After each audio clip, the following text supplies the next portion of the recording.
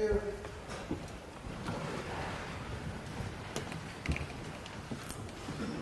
and gentlemen, here we come to the conclusion of the presentation of evidence.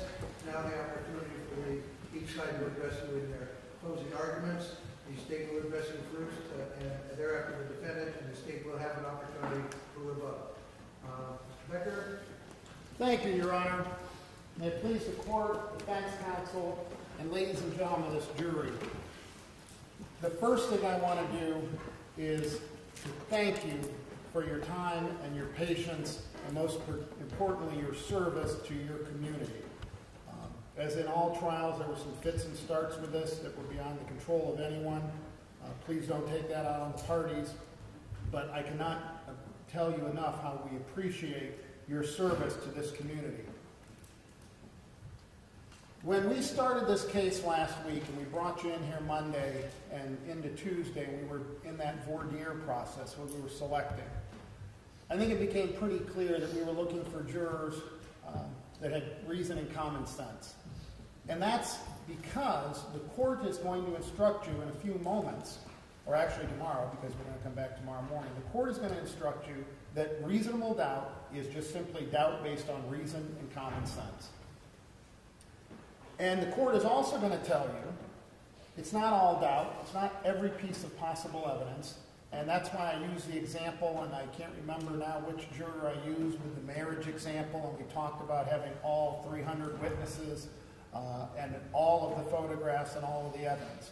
It's what point did we convince you and collectively your fellow jurors that beyond a reasonable doubt, not all doubt, that this defendant is guilty of the crime charged. And reasonable doubt is just that. It's a doubt based on reason and common sense. So you're going to use the experiences that you use in your own daily lives, at work, at home, dealing with your family, dealing with your coworkers. And you're going to use the same tools that you use in your daily lives. And basically the court's going to tell you, would you rely on it in the most important of your affairs? And one of the reasons I use that example of a house is, I think all of us can agree the most expensive purchase we'll ever make in our lives will be the purchase of a home. So I use those examples about the hurricane and the earthquake and the roof and the location and all that to show you and to use as a silly example, what do you folks consider important and what are really irrelevant things? Would you rely upon these things? So if you recall last Monday and Tuesday, I talked to you as we went through that voir dire process about 5 things. This case is about 5 things and 5 things only the state has to prove. Venue, which is in Trumbull County, purposely, with prior calculation and design, caused the death with a firearm. That's it. That's all we have to prove to you. So let's break down those elements of those crimes, those 5 things that I told you last week, and I'm going to tell you today. How do we prove that? Well, first of all, venue. That's the easiest one we can prove to you. I believe almost every witness testified that all of these events occurred in Trumbull County. You'll recall that on Wednesday and Thursday, when we had the witnesses up here, we had Detective Pete Pizzullo. He testified, he processed the house, took those photographs. He said Trumbull County is where it happened at. Officer Lane, the first officer to arrive, who had to break into the house, which, as an aside, I'll mention, I think she said on her direct examination that she was scared. Carl always left the house open. Well, it's a miracle because when she killed him, the officers had to break into the house. You'll recall Officer Lane having to break into the house because the house was locked. But we'll get to her credibility in a moment. As I mentioned, Detective Lane, Officer Pizzullo, even Brian Martin and Richard Slider, the individuals who sold the gun and filled out the paperwork for the second gun, Mr. Schreckengast, who leased the house to Claudia Hoerig, they all mentioned in their testimony Trumbull County. So venue has been proven beyond any and all possible doubt. You can check that off your list. Purposely. Well, the court is going to tell you that purposely means a specific intention to cause a certain result. Here are the facts for purposely. She shot a loaded .357 handgun at Carl Hoerig, not once, not twice, not 3 times, not 4 times, 5 times. Now she claims, oh, I don't know, I forgot, I don't know, I was going to save 2 for me, I don't know. But the truth and the facts are, she did it 5 times. You had Detective Pizzullo testify to the 5 bullets. You had the 5 cartridge cases that were empty. All of that, and 3 times she shot into the body of Carl Hoerig. The last one, she was standing over his head and put the muzzle of that gun, according to Dr. Philo, 12 to 18 inches from his head, fired it. 12 to 24. 12 to 24, I'm sorry, it's on there, I should read. 12 to 24 inches from Carl Hoerig's head and pulled the trigger. Now, how much more purposeful can you get? In her statement, she told Detective Yanucci and Bill Bolden she shot and killed Carl Hoerig. You will not hear in this case any defense of, it was an accident, the gun went off accidentally. Self-defense. She didn't say Carl Hoerig came at her with a knife or he had a gun. There's no claim that she's not guilty by reason of insanity. No psychiatrist or psychologist or forensic person said she's crazy. So you don't have to worry about that. Purposely. The court is also going to instruct you that flight is evidence of guilt.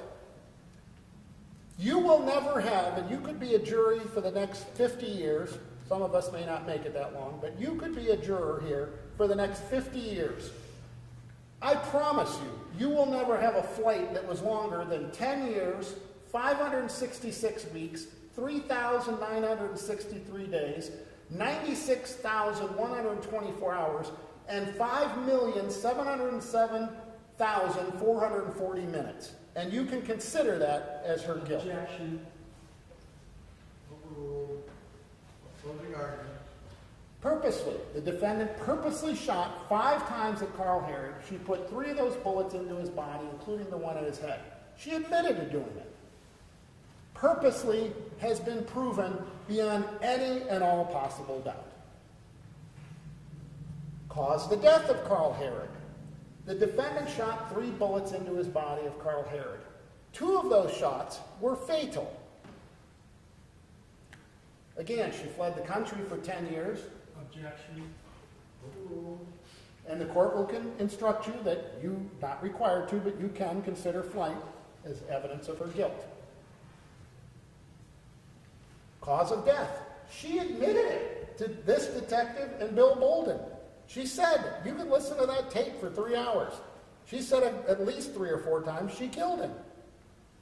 She admitted it to me earlier this afternoon. She killed him. Cause of death. Dr. Philo testified based upon Dr. Germanich's examination, because as you're well aware, Dr. Germanich has since unfortunately passed since these events. Dr. Philo testified that gunshots B and C, B was the one that went through and struck the lung and the aorta. C, of course, is the headshot. He testified in the report and the evidence, and you'll have the autopsy reports, and you'll have the reports of both Dr. Philo and Dr. Germanich. Gunshot B struck the back, fractured the ribs, lacerated the lung, the right lung, and the aorta. And if you'll recall the testimony of Dr. Philo said, well, that wasn't an instant death. He would have died, and I think he gave a range of a few seconds to maybe even a few minutes based upon evidence, and his heart would have still been pumping. That was his testimony from this witness stand. Gunshot C is, according to Dr. Philo and Dr. Germanich, who of course has passed, and you will have both of their reports, a penetrating and perforating gunshot to the right side of the head, 12 to 24 inches from the head of Major Carl Hoerig. The cause of death of Carl Hoerig has been proven beyond any and all possible doubt. Firearm. Well, you have the firearm here. We have the recovered cartridge casings, 5 from the basement. You have bullets and fragments from Carl Hoerig's body that were recovered from the autopsy and the scene. You have the testimony and report of Andy Chappell. He was the gentleman from BCI that came here and testified. He does the thing where he talks about a football and it goes down the barrel and it leaves engravings and striations on the bullet. You have those projectiles that were recovered from Carl Hoerig's body from the fired .357. You have the 5 cartridge casings that were found in the basement. Andy Chappell told you all 5 of those cartridge casings were fired from that .357, and you'll have his report as well to show that. The firearm, she purchased it. She admits that. She admitted it again today. She practiced with it. She admitted that. She fired it. She told you that. And again, she fled the country for 10 years, 500. All right, that's the third time. Let's go on to something. We'll go to each and every element, I believe. Let's go to something else. You can consider flight as evidence of her guilt. Firearm. She admitted to this detective that she used a firearm to Detective Mike Yanucci and U.S. Marshal Bolden. It's in her statement. You heard it the other day when we played that 3-hour statement. She admitted to it. Firearm has been proven to you beyond any and all reasonable doubt. So that gets us to why are we here? What's the one thing we haven't talked about? Prior calculation and design and credibility. The court's going to tell you to weigh the credibility of the witnesses, including this witness. Who has the most to gain or lose? Well, we heard all the witnesses. Did they have anything to gain or lose? Detective Yanucci? Even the Detective Pizzullo, who was attacked for some things he did in the past? Is his credibility shot because something that happened 5, 10, 8 years ago? Whose story or version makes no sense? These are the things you're going to have to weigh. So let's talk about some credibility. Now, yesterday, when this defendant was on the witness stand, I heard her say one thing, and within a minute or two, say something completely opposite. First, she told us, and these are just some of the examples, you know all of them. She said, oh, Carl always wanted to eat out at fancy restaurants, and I always had to pay. But 5 minutes earlier, she said, we gave me a list of recipes, very specific, that I was supposed to make. Well, are you eating out, or are you making recipes?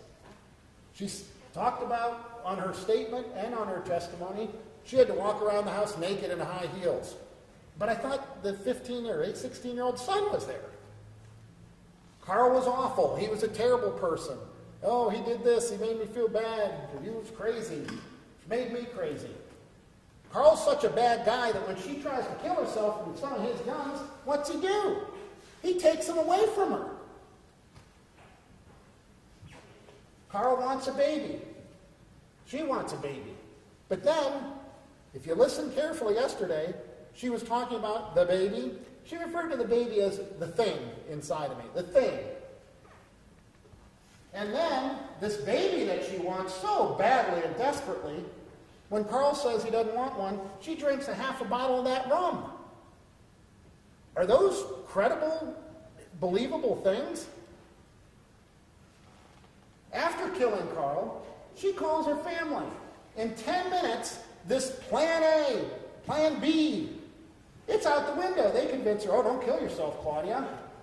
She's been trying to repeatedly kill herself for years. Did she call them when she wrecked the car 3 weeks earlier? Did she call them when she tried to kill herself with a gun? No, she calls them after she kills Carl Hoerig. And then they tell her, oh, you got to get out of Ohio. It has the death penalty. That's what she wants. She wants to die. Then we hear her testify repeatedly. I was running out of money. I had no money, no money, no money. But she's got a condo in New York. She testified yesterday she had an apartment in Brazil and another piece of property. She had, by my count, $12,000 right before she did this. She transferred $9,900 to Brazil a few days before she killed him. And then she went to the bank and said, oh, you know what, it wasn't $1,000, it was $3,000.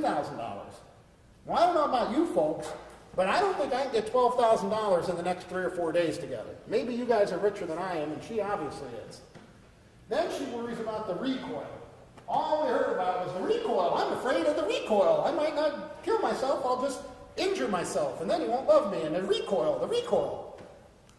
But she has no problem shooting Carl Hoerig 3 times, including once 12 to 24 inches from his head. Apparently the recoil wasn't that big of a deal.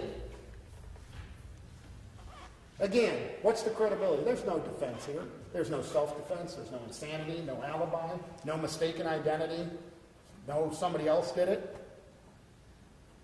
How was her demeanor on the witness stand? Did you notice? You folks decide her credibility. All the crying yesterday after she told her father said he loved her. How much did she cry after she told you she killed another human being? All right. You're going to get some instructions on some lesser. One is going to be a lesser included offense. The other is an inferior defense, or inferior charge. So a lesser included offense and an inferior offense.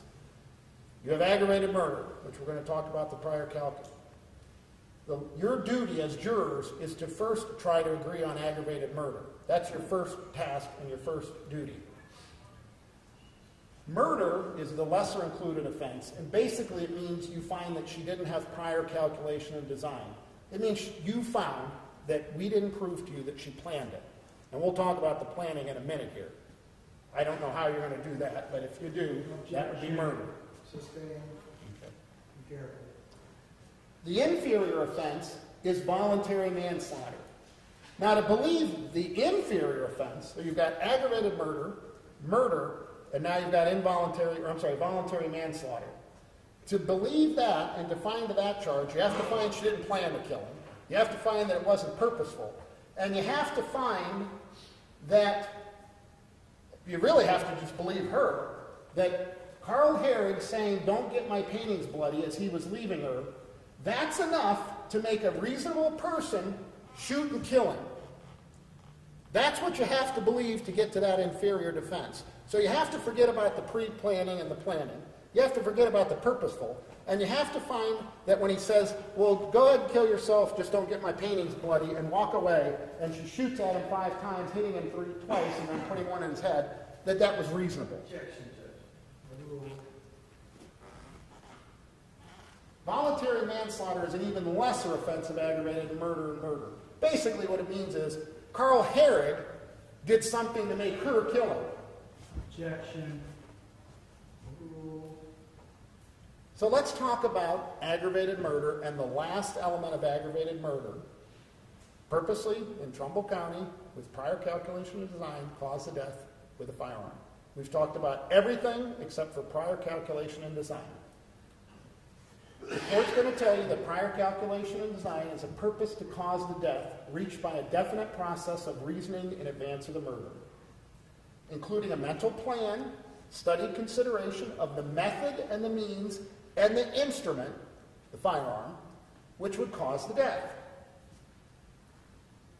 Sufficient time and opportunity for the planning and the circumstances surrounding the homicide must show a scheme designed to carry out the calculated decision to cause death. What does the state not have to prove to you? Well, the court is going to tell you the state does not have to prove it's the perfect crime, because if it was a perfect crime, we probably wouldn't have a defendant seated there. We don't have to show that she had a getaway plan. We don't have to show that she had clothes packed. We don't have to show that she disposed of the body. We don't have to show that she wasn't suicidal. Maybe she was. We don't have to, because you can still be suicidal and still kill somebody. Lots of times you hear people that went out, your life experience, you read the paper, somebody went out and killed 3 people and then killed themselves. We don't have to show that she's not suicidal. And in this case, I submit to you that you cannot have a better case of prior calculation and design. So let's look at it.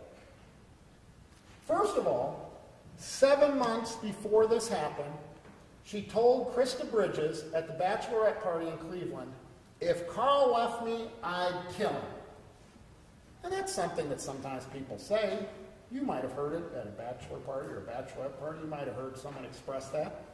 But have you ever seen anybody follow through on it? She did. Days before she murdered Carl Hoerig, she wired $9,900 to Brazil. That's where she remained for those 10 years. 2 days before she shot and killed Carl Hoerig, and while Carl Hoerig was out of town, remember, she bought that .357 handgun. 48 hours before she kills him. 2 days before she shot and killed Carl Hoerig, she paid $227.52 for a laser sight. State's Exhibit 77, right here. $227.52. Now remember her credibility? She has no money. I have no money. You need a laser sight to do this? Using your reason and common sense, does that make any sense, what she said? I asked her on the witness stand, can you put a gun in your mouth, hold the trigger?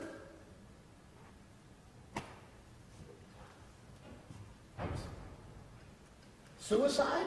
Really?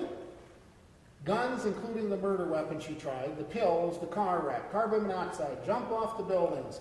She even said at one point in the interview with Detective Yanucci, something about he had to grab the pen. And she sort of jokingly said, oh yeah, well, I might kill myself for that, or yeah.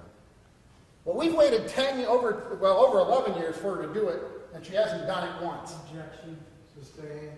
Behave yourself. Suicide? Gun? You target practice to commit suicide?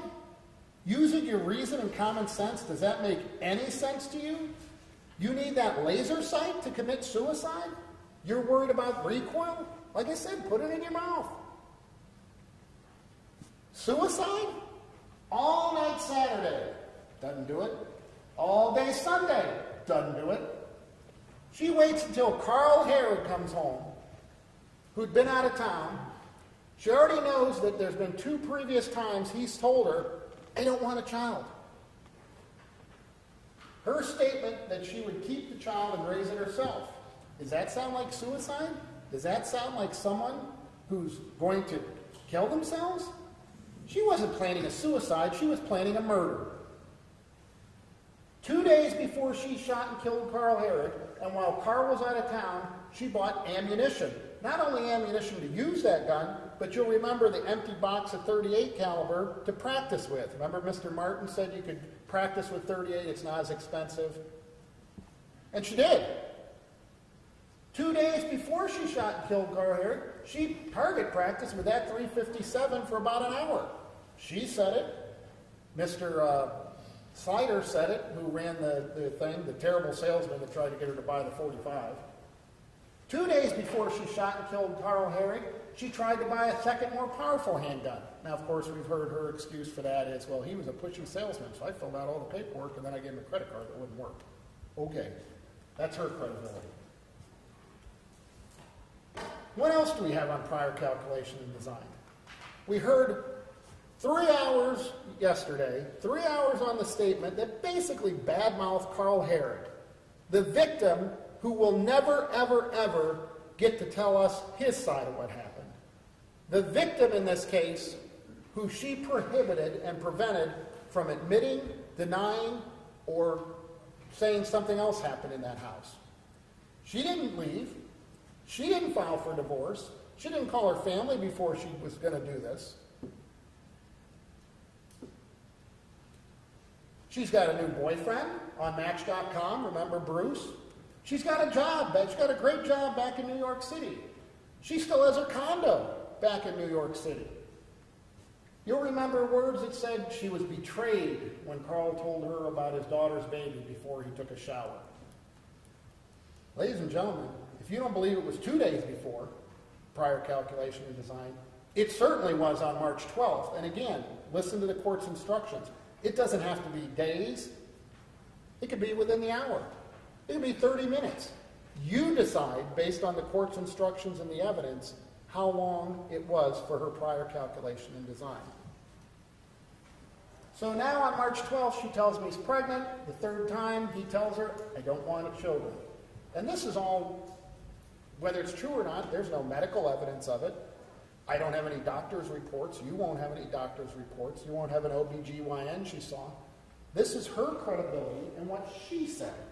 Again, Carl Hoerig can't dispute anything that happened in that house because she killed him. March 12th. She waits for 1 hour while he's in that shower. She goes and gets that gun. And again, this is all according to her. She gets the .357 that she bought 2 days earlier, that she had the laser sight on and practiced for an hour 2 days earlier. He comes out of the bathroom. He's packed and ready to leave her. There's been no evidence of that. It's up to the jury to determine what evidence was presented from the witness. Well, he's certainly running an apartment at 670 West Broad Street because you heard Mr. Schreckengas use his last breath practically, coming in here with an oxygen tank saying Carl Hoerig put $100 down on February 23rd. So I submit to you that the evidence clearly shows Carl Hoerig was leaving her. You heard the testimony from Officer Lane and Detective Pizzullo that that vehicle had guns in it and a duffel bag in the back. Maybe she doesn't believe it. Yeah. He's already rented the house. You've heard Donald Schreckengas. You have the state's exhibit. If you hold it up to the light like Mr. Schreckengas, you'll see the dates. That was his original document that he was kind enough to give us. She shoots at Carl Hoerig 5 times. She pulls that trigger 1, 2, 3, 4, 5 times. It's the same gun she purchased 2 days earlier and practiced with that laser sight. She misses him 2 times, as you're well aware. There were 2 bullets down in the basement. One hit the hot water tank, and the other one was recovered. I think it's in closing. He's at the bottom of the steps. This part, if you determine it and want to, this part can be your prior calculation and design. She's shot at him. Now, she wants to tell you he was instantly dead. Based upon what medical background, I don't know. But then she walks, and you were in that house. You went upstairs, you went downstairs, and you'll have pictures of it. There are 10 steps. She's now fired at him, and the state submits to you that she fired 4 times. The 2 misses, based upon Trooper Jester's diagram and testimony, based upon the physical evidence. She hits him twice, and you'll recall the testimony of Dr. Philo when Mr. Watkins was here. He was crouched down. He was putting his shoes on. One of those bullets travels pretty much across his back. The other one is down and through. He falls, he goes out, she shoots again. As he's laying on the ground, it goes from lower to upper, gets in his nipple. That's 4 shots. Good news, Jeff, that's not what the doctor testified to. It's up for the jury to determine what the testimony was. Proceed. Now, if you find no other prior calculation and design, you certainly can find that walking 1, 2, 3, 4, 5, 6, 7, 8, 9, 10 steps with a gun you just fired 4 times and struck a human being with twice, pointing it at their head and pulling that trigger is sufficient for prior calculation and design. That fatal shot after she walked down those steps and walking those 10 steps, if you decide, and it's your province, it's your determination, is more than enough for prior calculation and design.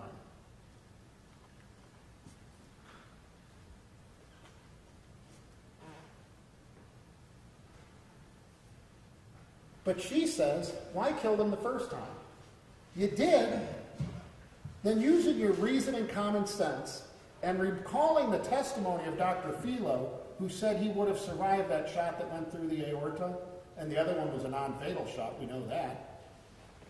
Why do you have to walk down 10 steps and put a bullet in his head at 1 to 2 feet away?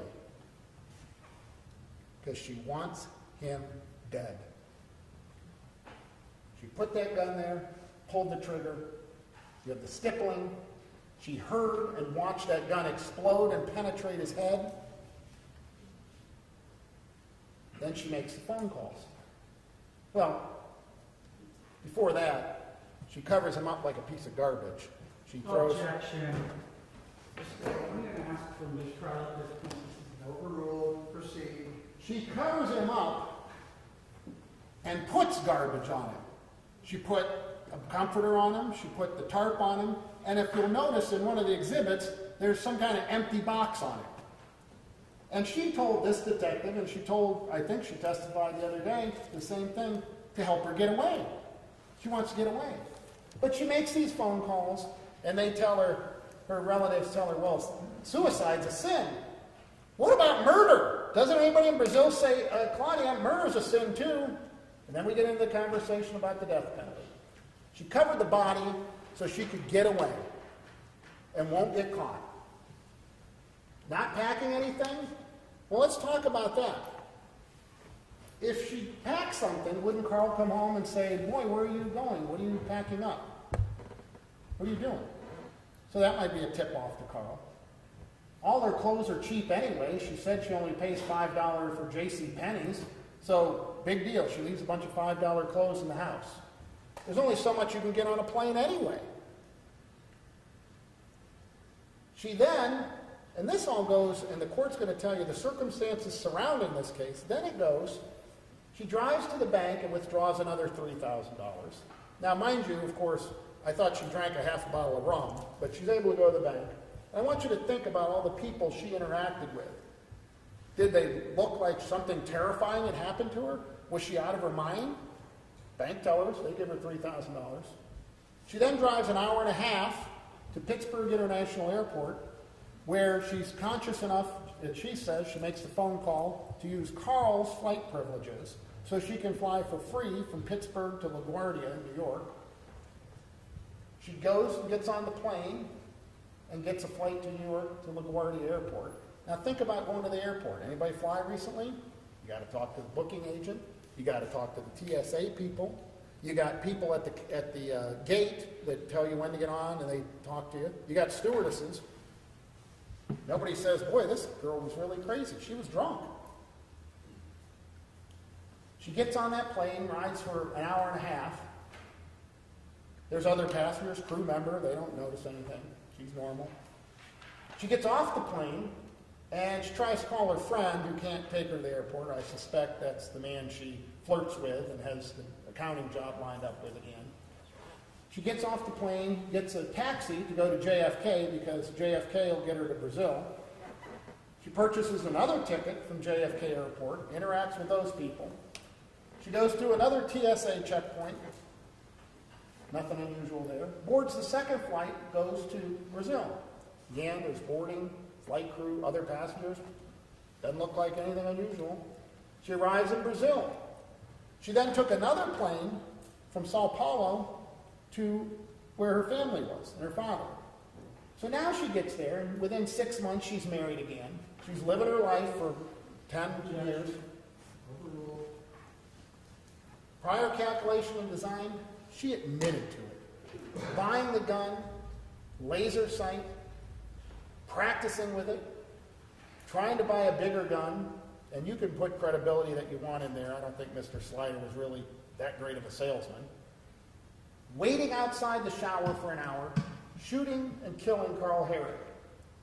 All of her hatred of Carl Hoerig came to a planned and thought-out murder instead of divorce. All of those things she told us. There's only 2 reasons that we heard all those things in the statement to Detective Yanuccian on the witness stand. They either make a difference because it's in her head, and I submit to you that all those terrible things, the open-toed shoes, the pajama party, the white, silky Victoria's Secrets, the pom-poms, the orgies, all of that stuff's in her head. Why else would she tell this detective 10, 11 years later about it? Why would it be so important to get on this witness stand and tell you folks about it? Because it's in her head. She hated Carl Hoerig. Ladies and gentlemen, prior calculation and design has been proved to you beyond any and all reasonable doubt. The facts in this case are very, very straightforward and simple. She's not guilty of an inferior offense of manslaughter. Saying don't kill yourself and get blood on my pictures is no reason to kill anybody. She did murder him. She purposely did it, but she did it with prior calculation and design. This case is overflowing with prior calculation and design. From buying the gun, transferring the money, to all those bad things she thought about and told you about, to practicing with the gun, to walking down those steps after she shot him twice already and putting that gun to his head 12 to 24 inches.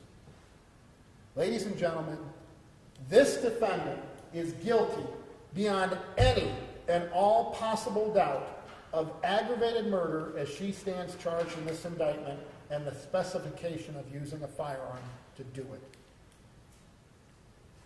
I'm going to take this last moment to thank you again for your time, your patience, and your service to Trumbull County. And I will leave you with this thought.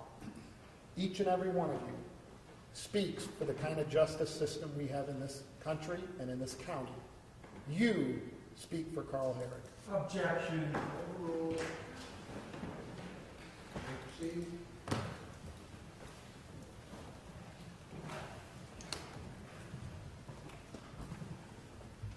Good afternoon, ladies and gentlemen.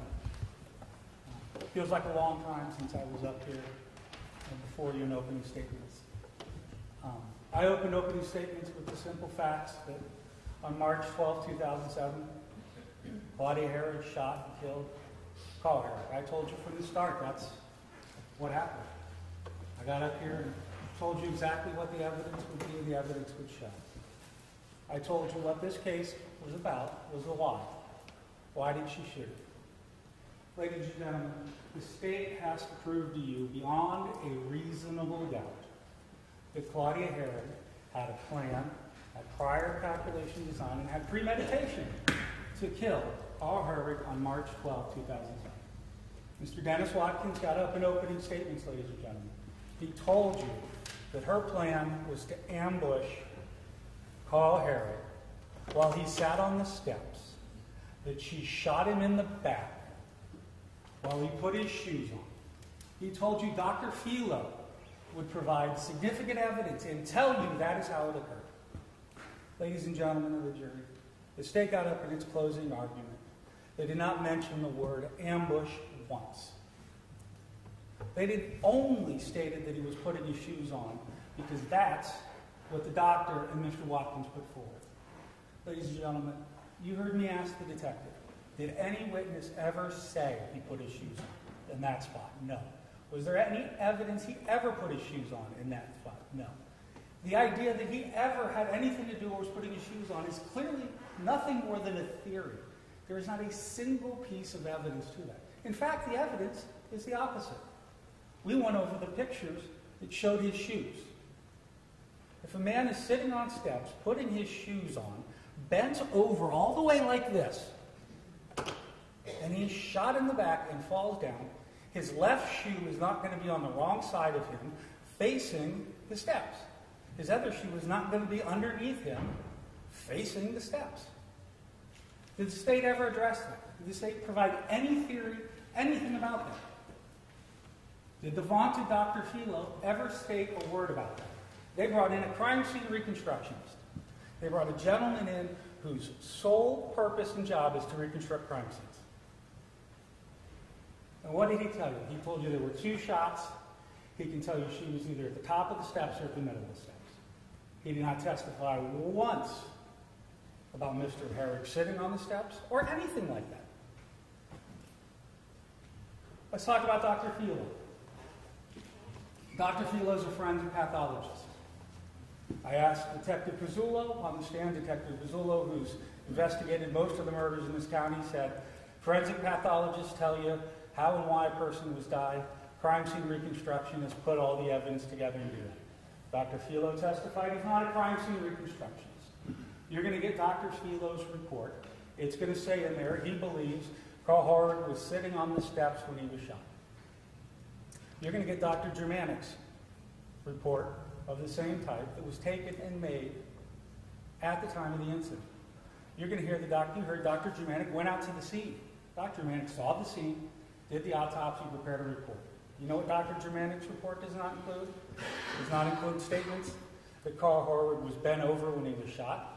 It doesn't include a statement that he had to be laying on the floor when he was shot because the bullet didn't go through the ground. You heard from the current coroner that a new report had to be done, but nobody asked him. He's the coroner. He's the one who goes out and gets reports. Not in this case. Dr. Filo was hired specifically by the prosecution. Dr. Filo talked with the prosecution as he sat on the stand. Dr. Filo prepared a report that they requested. Let's talk about the rest of his testimony. He says in his report, Carl had to be laying on the floor when they got shot with the bullet that went through his heart because it didn't go through the floor.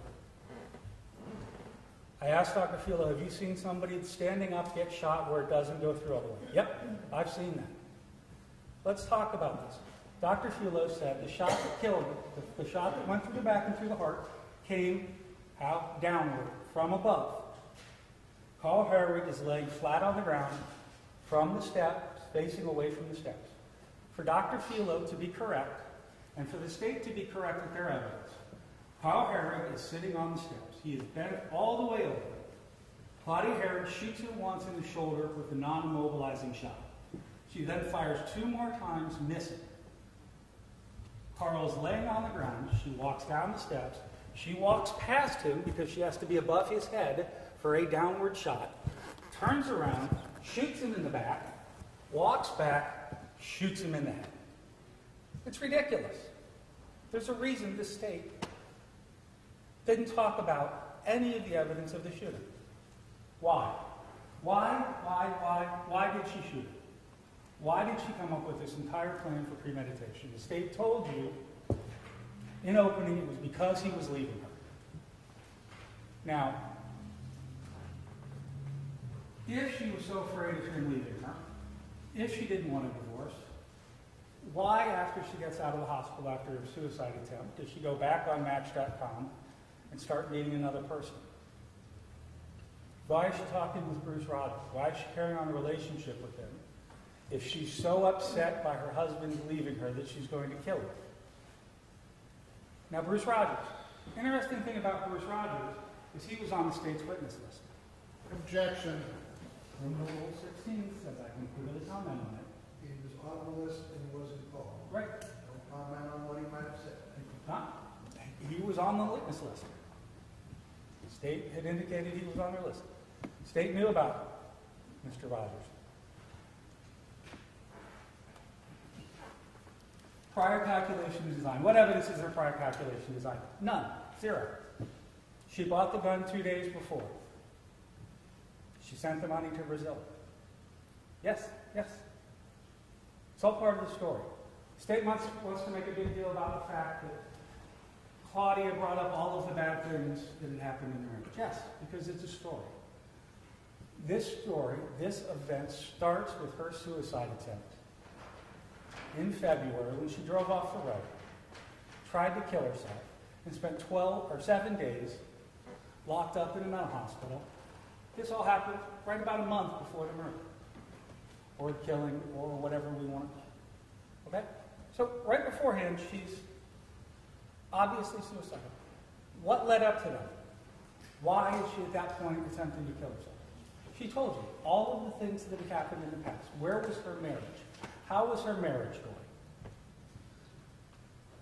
What was her life looking like? Okay, in February of 2007, she's now been married to Mr. Hoerig going on 2 years. She has left New York. She's relocated to Ohio. She's left friends. She's left everything. She's come out here for a job. And her marriage is awful. Her marriage is awful. She's here. She's had 2 miscarriages. Things are not going well. She decides she's going to kill herself. She's fragile. She spent 7 days in an institution. She gets out. She gets out of the institution on February 12th. She gets out of the institution on February 12th, and what happens on the 13th? She gets fired from her job. The thing that's so important to her. She gets fired from her work. So now we're at February 14th. She's in a marriage that stinks. She just got fired from her job. She's in a city where she doesn't know anybody. Things are going along, and now we get to March 9th, and she finds out she's pregnant. finds out she's pregnant with a husband who doesn't want a child, who doesn't want her child. She's pregnant. She's got $12,000 in the bank. She's got a condo with a mortgage that's rented out to somebody paying the mortgage. She's in a city where she hosts hardly anybody. She doesn't have a job. She just tried to commit suicide because she's so upset with the way things are going. She's not, ladies and gentlemen, in a rational state. She decides, as she told you, that she's going to do a plan A and a plan B. Plan A is she's going to try and fix things up with Carl and get things going. By the way, she told you. She knew Carl was seeing other people. She got up here, she told you that she'd asked for divorce. She thought they were going for divorce, right up until she got pregnant. Ladies and gentlemen, she gets up here. She figures out she's pregnant. Now, ladies and gentlemen, she's sitting there on March 9th. No job, a city with no friends, $12,000 in the bank, a condo in New York City that somebody rented out, a husband who wants a divorce and doesn't want a kid. She's not in a good place. So she comes up with a statement. Plan B. Plan B is if Carl says, no, I'm not having this kid, she's killing myself. Plan A is I'm going to win Carl back. She tells you on the stand a number of things that the state doesn't dispute. She tells you, and we all agree, she went to the store and she bought a gun, .357 for slug masters. She lied to the person at the store and said she wanted it for protection. Yeah, she lied at the store, she wanted protection. You heard the person. If somebody comes in and says, hey, I want to buy this gun to kill myself, they're not selling them a gun. So she goes to the store and buys a gun. She buys ammunition for the gun. She gets laser grips put on the gun. She buys two kinds of ammunition, ladies and gentlemen, .357 and .38. Interestingly, the person at the gun store tells you .357 hollow points are what you use when you want to stop and kill somebody. .38s are what you use for practice. When you look at the report of Dr. Chappelle, and you have the report, and you will remember his testimony, that the bullets they pulled out of Carl Hoerig, the bullets they pulled out that killed him, were .38s. I don't object, Your Honor. It's in the report. Ladies and gentlemen, That's the size of the bullet. ladies and gentlemen, you recall the testimony when you go back in the jury room. What the attorneys are saying in closing is not evidence. Go ahead. You can go look at the report. You're going to see it says they found .357 shells, and specifically states the bullets that pulled out of Carl Hoerig are .38 caliber. Mr. Russo got up on examination and specifically asked him, Mr. Chappelle, the bullets you pulled out were .38 caliber. Yes. Ladies and gentlemen, if I'm planning to kill somebody, if you are planning to kill somebody, like the state says, with a .357 you buy, with special hollow point rounds you buy, with a laser sight you buy, you don't then shoot them with .38s. Let's talk about the rest of the evidence. Ms. Hoerig got up here and explained to you.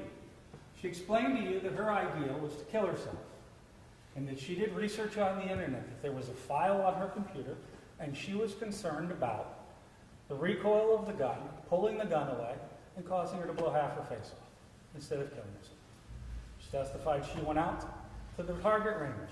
She testified that she went out and she tried to figure out what the recoil would be, and said, oops, you can't factor recoil in. So what did she do?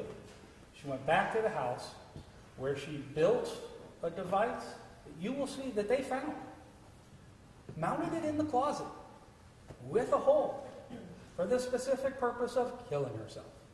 Ladies and gentlemen, she didn't make that up. It's there. It's physical evidence.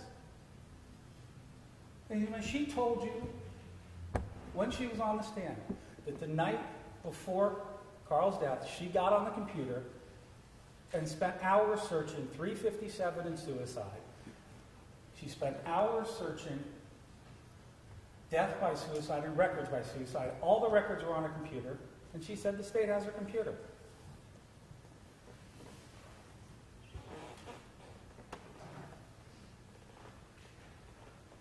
all of that evidence, all of those things she said about Carl. The state wants to get up and say, Carl's not here, we can't prove it. We can't. What did she say? She said Carl liked to go on a website called Hogtie. I say hogtie.com because I put hogtie.com on everything. And you know what? Watch the interview. Detective Yanucci says, I know hogtie.com. I know that website. Got to be testified? Yeah. We found hogtie.com on Carl's computer.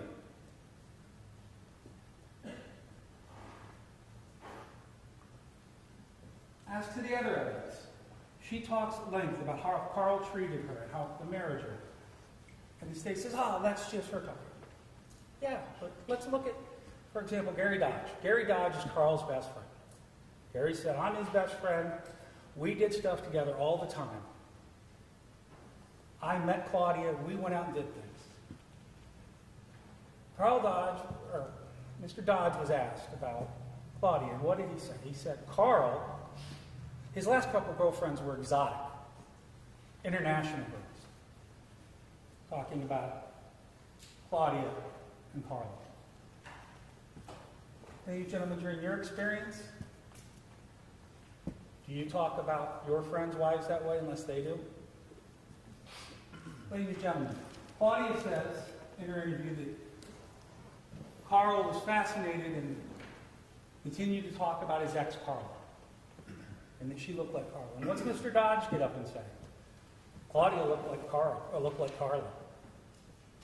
He was fascinated with Carla. Ladies and gentlemen, Claudia says all sorts of things on that tape that can be confirmed or denied if they want it. She talks about meetings with the family. She talks about times the whole family met and what Steve said. The state says, oh, she's lying. You can't believe a word she says. She's not credible. Why didn't they bring in Steve? Why didn't they bring in the family? Ladies and gentlemen, the why matters in this case. And because of that, it's a simple case. The why is simple. On March 12, 2007, Claudia Hoerig had a plan A and a plan B. Plan A was to win Carl back. Plan B was to kill herself. You will see the email letter she sent to Carl that morning about wanting to win him back. She says he came home. She says at that point, they had the conversation in the bedroom. He showered. The conversation didn't go well. He didn't want children. He says to her, in fact, I'm going to adopt my daughter's child, but I don't want your kid. Heck yeah, she was hurt. Heck yeah, she was upset. But she doesn't do anything. And no, she walks away. He shuts the door. She walks around the house. She's not in a good state of mind. She finds a bottle of alcohol and starts drinking. Should you drink alcohol when you're pregnant? No. When you are dealing with an emotional crisis of the magnitude she is dealing with, just less than 30 days after you try to commit suicide, you don't do rational things.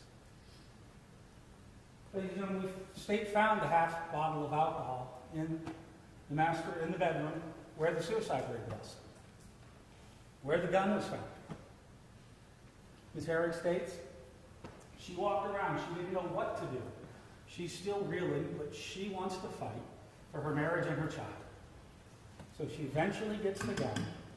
She walks upstairs. She confronts him. She's standing there with the gun to his head. He knocks her down. She says, I want to talk. He says words to the effect of, killing yourself's a good idea. Wait for me to leave. Do it in the basement so you don't get blood on my pants. Ladies and gentlemen, that is quite possibly one of the worst things you could ever say to someone who's just tried to commit suicide 28 days later. She's testifying about her husband telling her, I don't care about you. I don't care about the child. I care about you so little that kill yourself, please, but make sure you do it so it doesn't inconvenience me. On the tape, watch what she says. She says on the tape, if he didn't say that, he would be alive. At that point, she loses it. She states she loses it. She gets up. She shoots him. She remembers the first shot. Boom. She says, I think he's dead because of A, B, C, because he stumbled, because of this, that. She doesn't remember necessarily what happened next, but the evidence tells us she walked down the steps, she fired twice missing, or fired once hitting, 3 shots, doesn't matter what order. We know, if we look at the photos, that the shot, that hit straight here in the back upward, if you look at the photo, or it's actually hit up here, upward, if you look at the photographs, what Mr. Philo didn't talk about, is the angle that Carl's laying. As Carl's laying there, he's not laying flat. He's laying at an angle like this, with his right shoulder up. Dr. Philo told you that depending on where the body changes the angle. So he testified that that shot came in almost parallel with Carl's back. We take that picture that you're going to have back there, and we turn it to the side, all of a sudden, that bullet's coming in at the angle. You'll see Dr. Philo's report, it matches the angle of the 2 misses. The 2 misses, that, the accident reconstructionist says, were filed in the middle of the stairs. She shoots him once. She's absolutely enraged, in a white-hot rage. Shoots him once, walks down the stairs, fires 3 more times, gets to the bottom of the stairs and shoots him in that. But Jim, this is a woman who was just told by this man, I care so little about you that you should go kill yourself and make sure you don't get it on my stuff.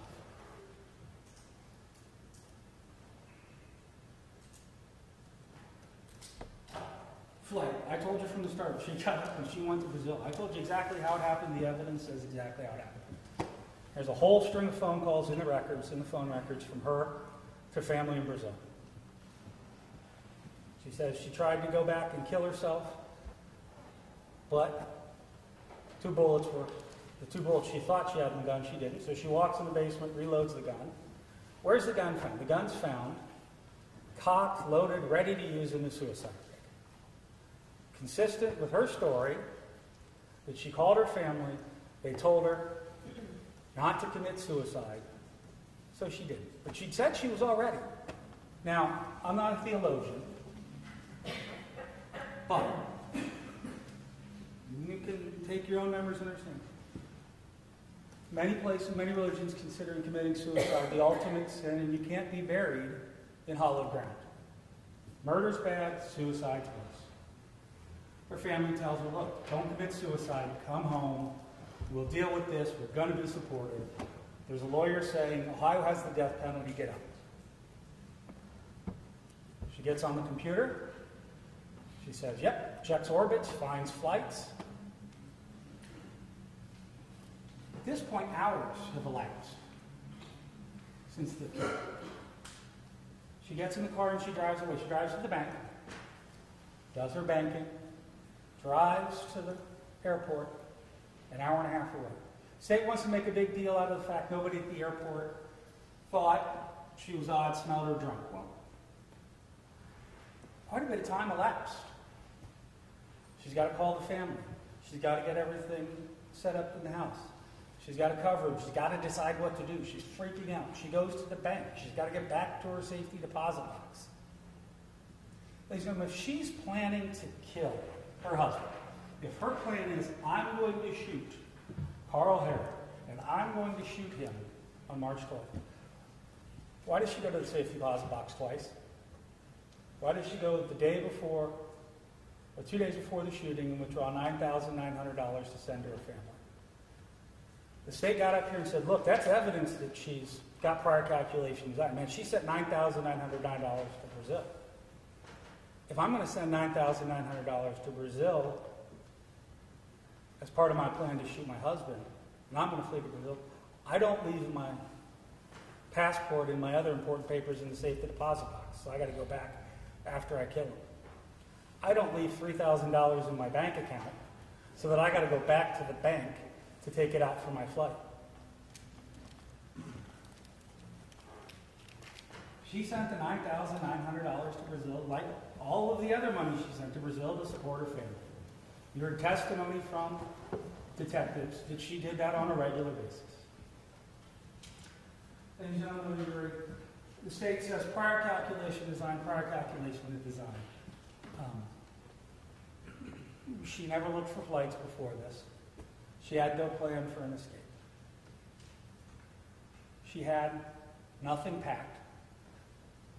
Yeah, you can't take 70 shoes and how many ever outfits yet, but you can take something.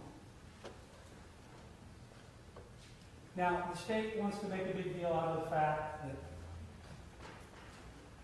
Carl had rented a place and was moving out. Yeah, she told you she knew she was getting divorce was happening. That's why she's trying to win him back. She knows things are going bad. We talk about Carl. What sort of person, 11 days after their wife attempt to commit suicide, goes and rents a place to live so that he can move out of the house and abandon her? Because that's what he did, according to the state. She gets out of the hospital February 12th. She loses her job February 13th. On February 23rd, he's already putting money down on a new place.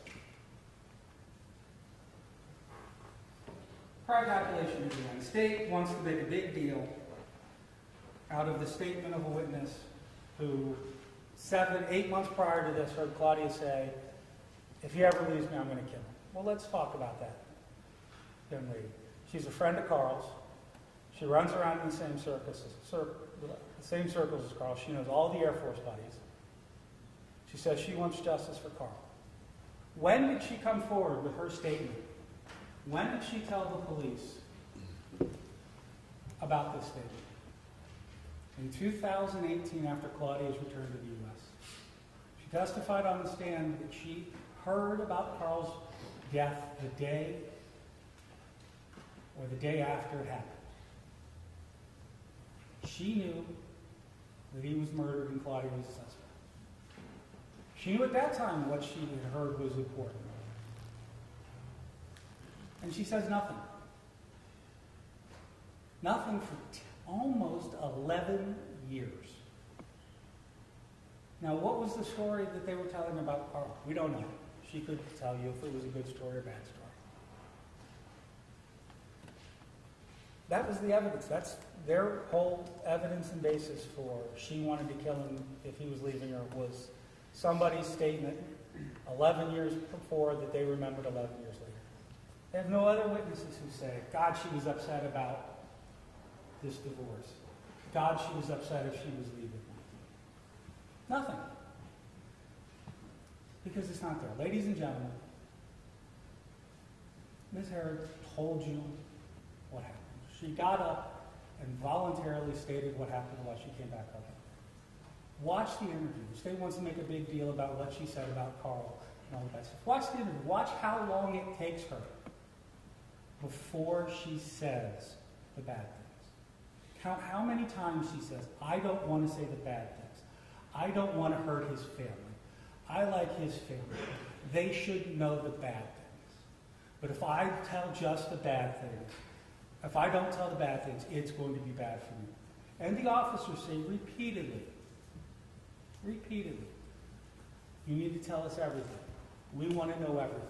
We want to know how it's gone. She says, is his family ever going to hear this? And they say, oh, no, they may hear it at some point, but no, they're not going to hear it. I mean, she doesn't get up on that interview and get up, and the first thing she does is start blasting Claudia Hoerig with 11 years of vented frustration about how terrible she was. No, she spends 20 minutes to half an hour saying, I don't want to say the bad things about Carl. I don't want to tell you about Carl because his family doesn't know it, because his parents don't know it, and I don't want them to go through the pain of hearing how it really was. It's only after she's pressured and poked or prodded by the police that she does so. Gentlemen, why matters? That's why we have 3 charges that you are going to get told. Why matters? If you find that she had prior calculation design, that if she had a plan, The state doesn't have to prove motive, but motive can be considered as reason for prior calculation design. There's no motive. There's no prior calculation in design. They can talk about how she bought the gun 2 days beforehand, and she transferred the money 2 days before. Yeah, that's maybe prior calculation. If that's her plan, then why isn't she booking flights? Why isn't she doing a whole lot of things? Why isn't she packing all the stuff up and the minute Carl opens the door, shooting him in the head? It's a husband and wife. There's a lot of ways to plan to kill somebody. The state has to prove to you beyond a reasonable doubt that she had prior calculation design, and they can't. They can't even come up with a version of the events of the shooting that shows anything different than what she said. Ladies and gentlemen, what happened on March 12th, 2007 is exactly what Claudia Hoerig said. She lost her temper after the horrible statements he made. She shot him 5 times. 1, 2, 3, 4. She walks down the steps. She shoots him 1 time in the head. That's exactly what happened. There's no prior calculation. In this case, it comes down to the why. Why? It's either murder or it's voluntary manslaughter. If you find that the defense has proven enough, shown you and given you enough evidence to prove by preponderance of the doubt that she had reason to be upset, to be mad, to have her blood boiling to a sufficient level to kill somebody, that's voluntary manslaughter. If you say, nope, she didn't, that's murder. Ladies and gentlemen, jury, thank you for sitting through this. Thank you for listening to all of the evidence. I implore you, when you go back, to look at the evidence, to think about what you've been shown, and to make the state prove to you, beyond a reasonable doubt, each and every element, most specifically that she had prior calculations. I believe when you go back and you look at the evidence, you'll find that not only did they not prove prior calculation design beyond a reasonable doubt, they didn't prove it at all. Thank you. Thank you, Your Honor.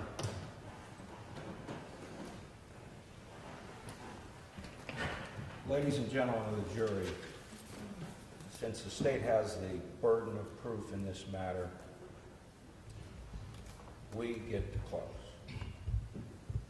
and respond to what they have put forth in response to Mr. Becker's presentation. And I would like first to thank you for your service in this matter and listening all the days that you sat in this case, 90-some exhibits, 16 witnesses. And as His Honor has said, and will tell you, you decide what to believe or not to believe. I want to hone in on the nonsense that this objection from the evidence that you will decide what is true or not true.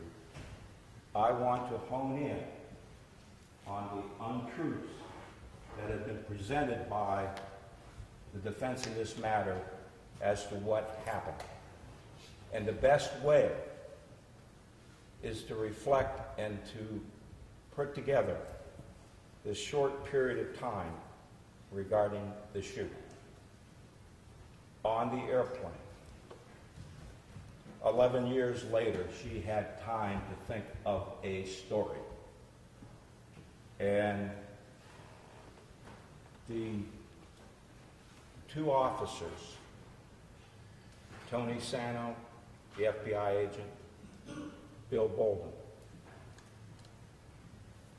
A woman, a wife, does not kill a husband without good reason. I'm sure you remember that. And she goes through that story, that all the shots And she said 3 shots, always upstairs on that airplane. Shots that were to his back. Shots to his back and 1 to his head. You will have the photographs. She says, after 1 hour in the shower, she's locked out. They have this confrontation. You also get this same story that was given to this man, the first part. Comes out of the shower, she's got a gun, and she suggests to you that Carl Hoerig, 6 foot tall, who had taken guns when she was after that accident from her. Objection. That's the evidence. The jury determines what evidence was presented. Go forward. Pushes her down, and the gun's in her hand. I'm going to suggest to you that system, that story did not happen. There is no way that that victim would come out of that shower, have a gun pointed at herself, a gun in her hand, she's going to kill herself. He is going to disarm her. And the evidence from that statement, she says, oh, he let me keep the gun. And then you have a hostile wife that's got a gun in her hand, confronts you coming out of the closet, and you have her hand is pushed down, she's shoved down, and she says, you could listen to the tape, he let me keep the gun. Got a loaded .357. The other guns are in the vehicle at that time, on that 12th day of March 2007, and he's walking away, according to Claudia Hoerig version on the plane. I put that version 1. 3 quick shots. Santa, Boulder. What do we hear from those persons that took the state as she is flying back to the United States of America? That she's tumbling down the steps. All the shots are upstairs on that version. I'm going to object again. Ladies and gentlemen, you determine the evidence. Go ahead and proceed. Those shots are taken. And that testimony, I think if you listen to what, and go through that video, that first part, that first hour, to this detective virtually ditto. Then she says, she shoots him, she thinks she saved 2 bullets for herself, and then she goes to this contraption that she's going to take her own life. Not one time on that airplane, not one time did she say that she shot 5 shots. Not one time did she say she shot anywhere else but on the top of the steps. And not one time did she say that she shot him in any confrontation. He's walking away by the steps. And what did the forensic evidence show? There's no blood at the steps.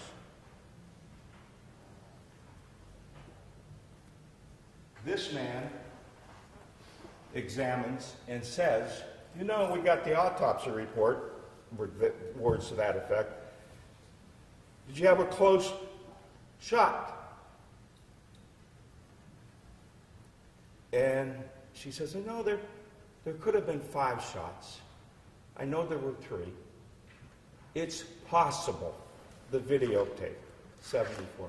It's possible that I went down those 10 steps that Mr. Becker pointed out, 10 steps, and shot the guy.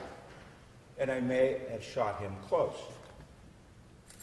She testified to you, when you listen to the videotape, it's different than what she said to this officer. She says, oh, I went all the way down after I took those shots. Well, let's put this also together with, and this is why it's important. Ambush. What is an ambush? You have somebody that doesn't know they're going to be shot. And when you have an ambush, you often may see shots in the back. We know bullet wound number 3, the third shot was down the bottom of the steps, assuming you believe the doctor and all the physical evidence given by the state in this matter from the crime scene. You will have the reloaded weapon, 357s, hollow points. You're going to find from the photographs that you have that this man was shot on the right side of his head. He's lying like that, and you will see the photograph and his blood, and that bullet stuck right in the floor. She didn't give any of that until he confronted her over an hour into this taped session when she was confronted with, we got a close wound. That's possible. That makes a huge difference in this scenario because the circumstantial and the evidence you have from her statement, it's for you to decide how it goes together. It has been a crooked puzzle. Objection. That she has portrayed a crooked puzzle. The pieces don't fit. They don't fit because she could not tell you the truth.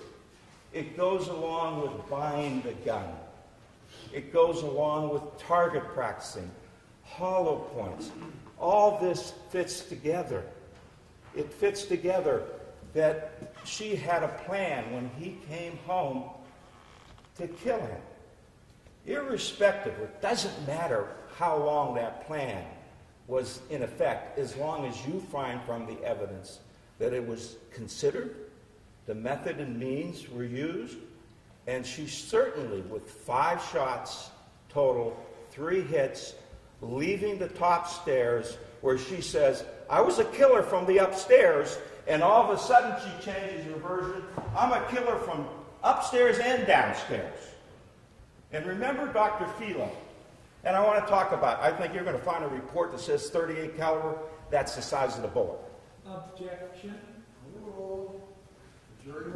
You had plenty of evidence about the loaded 357. You can look at the shells, that's the size of the bullet, and also the base of the bullet. Remember Slater, Martin, talking how a 38 can go into 357? There is not that much difference in the bullets. And remember Philo?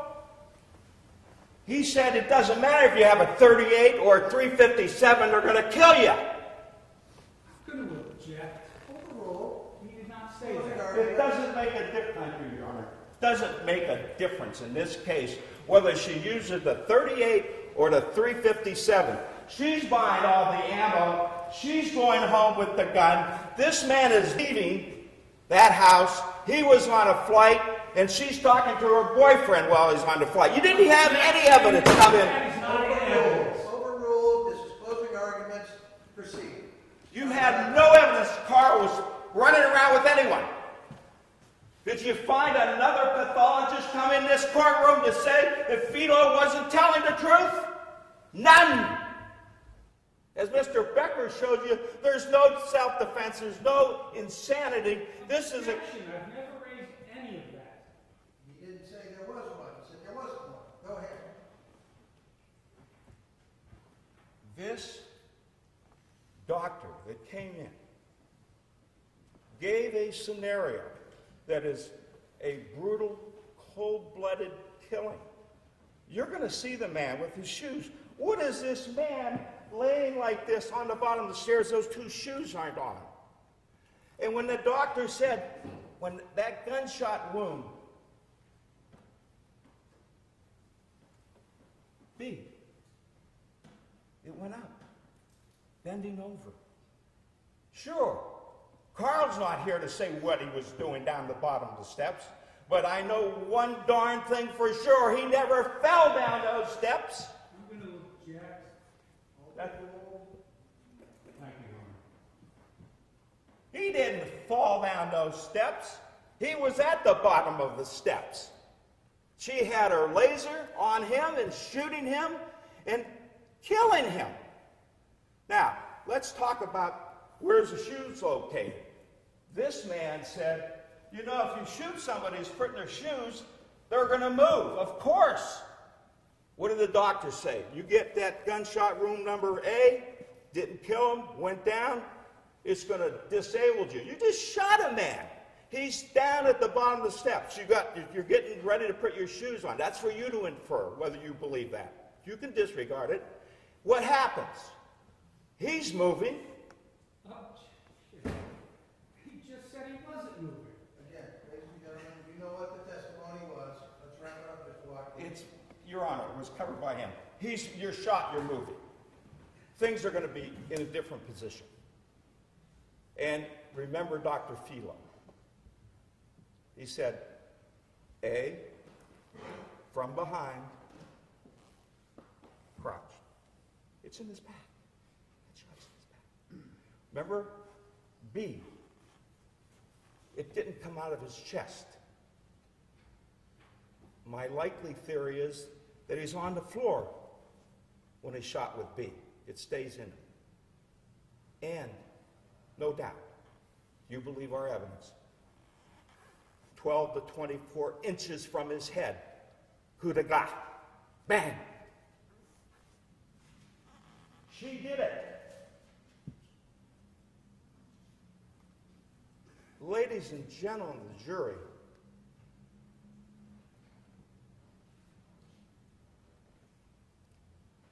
Claudia Hoerig has been on a long flight. It's time for him to land and put to rest this case that has been proven to you beyond all reasonable doubt that she committed the crime as charged. Claudia Hoerig is guilty of aggravated murder, and that's the way we see the evidence, and we ask you for a verdict as charged. Thank you. Ladies and gentlemen, jury, that concludes the closing arguments of counsel. The balance of this trial is the instructions of the court, and thereafter we will commence deliberations. It's too late to